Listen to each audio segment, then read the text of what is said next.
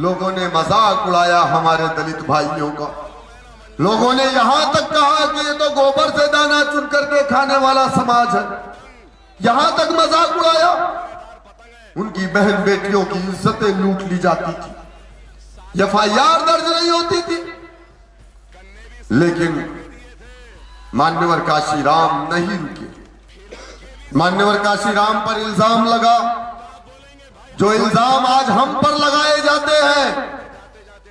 मान्यवर काशीराम पर भी यही इल्जाम लगा कि मान्यवर काशीराम बीजेपी की बी टीम है, जनसंघ से पैसा लेके आया। और ये इल्जाम लगाने वाला कोई मुसलमान नहीं था। इल्जाम लगाने वाला काशीराम के समाज का था, जो पुराना कांग्रेसी था। जिस तरीके से आज हम पर इल्जाम लगाए जाते हैं, इल्जाम लगाने वाला खुदा की कसम कोई हिंदू भाई नहीं है, बल्कि मेरे बहुत सारे हिंदू भाई हैं, मेरे दोस्त हैं, मेरे क्लास फेलो रहे हैं।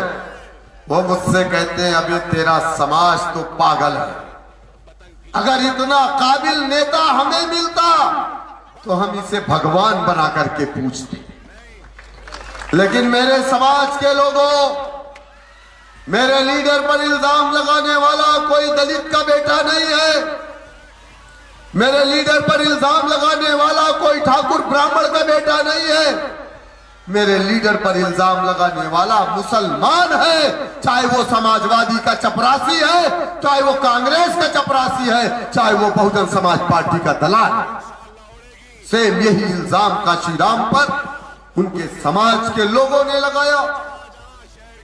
लेकिन नौजवान खड़ा हुआ, नौजवानों ने कहा कि पिताजी, आपने पूरी जिंदगी कांग्रेस पार्टी की गुलामी की, हमारे अच्छे दिन नहीं आए, हमें सरकारी नौकरी नहीं मिली, हर समाज आगे बढ़ गया लेकिन हम आगे नहीं बढ़े।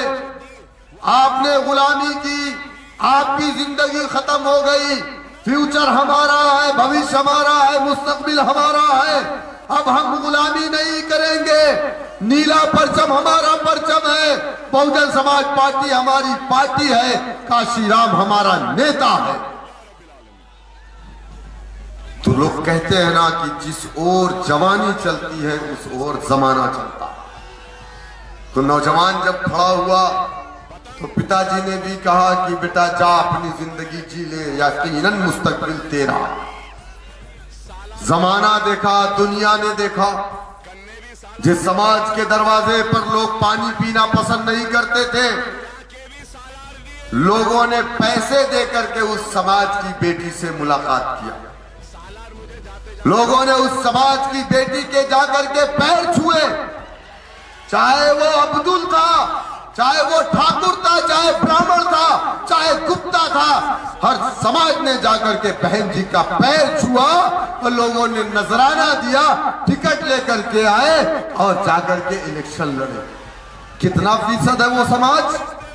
11% है उत्तर प्रदेश के अंदर, 22% दलित है, लेकिन 11% वो दलित है जो अक्सर वो बेशतर बीजेपी के साथ रहता है। जैसे सोनकर है, वाल्मीकि है, पासवान है, दंगड़ है, धोबी है, हिंदू समाज। आप बताइए ये वोटर तो बीएसपी के साथ नहीं रहते। वो 11% मुत्तहिद हुआ तो 9 सालों की मेहनत में उसने अपने कौम की बेटी को उत्तर प्रदेश का मुख्यमंत्री बनाया। क्या उस समाज का बेटा आज सरकारी नौकरी में नहीं है? क्या उत्तर प्रदेश का कोई ऐसा पुलिस स्टेशन है जहां उस समाज का बेटा ना हो? क्या उत्तर प्रदेश के अंदर कोई ऐसा सरकारी दफ्तर है जहां मेरा दलित समाज का बेटा ना हो?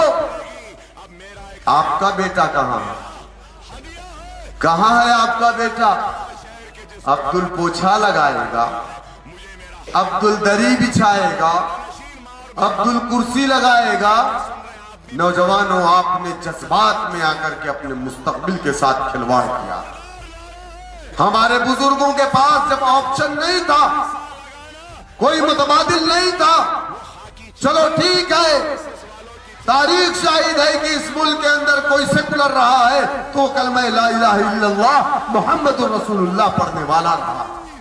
हमने हमेशा फासिस्ट ताकतों को रोकने के लिए सेकुलर ताकतों का साथ दिया, लेकिन सबसे ज्यादा अगर किसी ने हमें नुकसान पहुंचाया तो इन्हीं लोगों ने।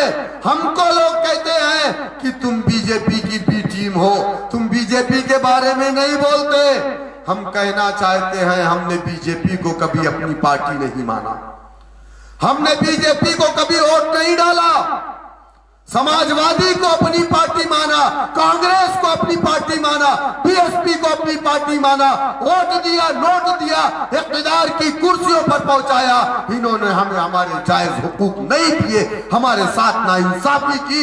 जिसने नाइंसाफी की है हम उसके खिलाफ बोलेंगे, क्योंकि बीजेपी हमारी पार्टी ना कल थी, ना आज है, ना इंशाअल्लाह ताला कभी रहेगी। मेरे दोस्तों, मेरे बुजुर्गों, वक्त खत्म हो गया, सिर्फ 2 मिनट बचा है। मैं आपसे सिर्फ एक अपील करूंगा कि आप मुझसे मत जुड़िए, आप मुझसे मत जुड़िए, क्योंकि मेरी जात फना होने वाली जात। हम इस दुनिया में आए हैं तो फिर वापस इस दुनिया से मिट्टी की चीज मिट्टी में मिल जाएगी, लेकिन ये परचम आज हमारे हाथ में है तो कल आने वाले हमारे नौजवानों के हाथ में होगा। तो इस परचम से जुड़िए, पार्टी की आइडियोलॉजी से जुड़िए। हम यहां पर इंसाफ चाहते हैं। अगर ना इंसाफी ना हुई होती हमारे साथ तो खुदा की कसम हम हैदराबाद से निकल करके उत्तर प्रदेश में नहीं आते। आने वाले इलेक्शन में पार्टी जिसे भी कैंडिडेट बनाए, आपका चुनाव निशान क्या है आप जानते हैं? पतंग।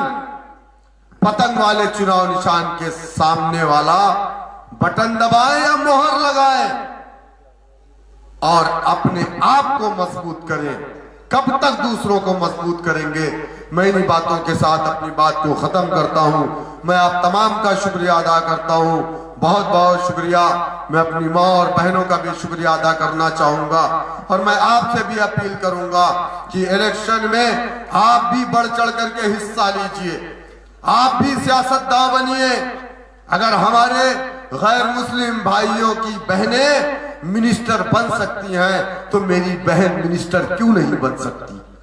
अगर एक साधु इस प्रदेश के अंदर अगर चीफ मिनिस्टर बन सकता है तो एक आलिम क्यों नहीं बन सकता? मेरे दोस्तों, मेरे बुजुर्गों, आप कोशिश करिए, मेहनत करिए, जिद्दोजहद करिए, अपनी जमात को कामयाब करिए। बहुत बहुत शुक्रिया। वाखिर दावाना अल्हम्दुलिल्लाहि रब्बिल आलमीन। अस्सलामु अलैकुम व रहमतुल्लाहि व बरकातुहू।